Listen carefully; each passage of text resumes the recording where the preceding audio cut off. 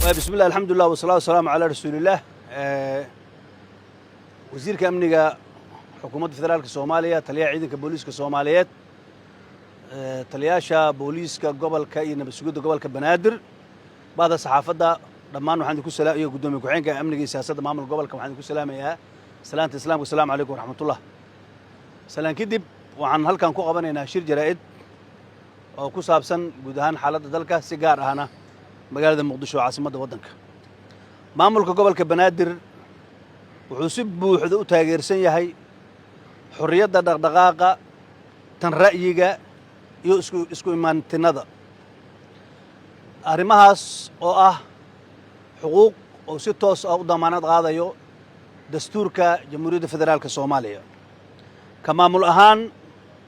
waxaan fasaxaynaa oo aqbashanahay barnaamijka lagu baaqay hadii uu yahay mid nabdeed waxa wada ogsoontihiin in kooxaha mucaaradka ah ay ku baaqeen biri oo ah 10 bisha May 2026 inay doonayaan inay barnaamij sameeyaan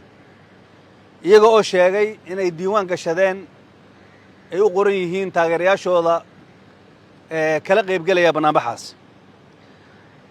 haddaba maamulka gobolka Banaadir iyo hay'adaha ammaanka waxay isla garteen maamulka gobolka Banaadir wasaaradda amniga qaranka iyo hay'adaha ammaanka waxay isla garteen si loo ilaaliyo xasiloonida magaalada loogana hortago wax kasta oo khatar ku ah amniga dhibaato kaga imaan karto muwaadiniinta Soomaaliyeed ee ku dhaqan xamar in barnaamijkaasi loo asteeyo laguna qabto istaadiyo كونيس أما استاديو إنجنير يريسو maamulka gobolka Banaadir wuxuu ogeysiinayaa qof kasta oo doonaysa inuu fikirkiisa dhiibto inuu si xasilooni ah u tagi karo goobta loo asteeyay kadibna halkaasi uu dareenkiisa ku cabiri karo amniga magaalada mas'uuliyad ayaa naga saaran qofna kama aqbalayno inuu qalqal geliyo amniga sidoo kalena uu dhibaato u geysto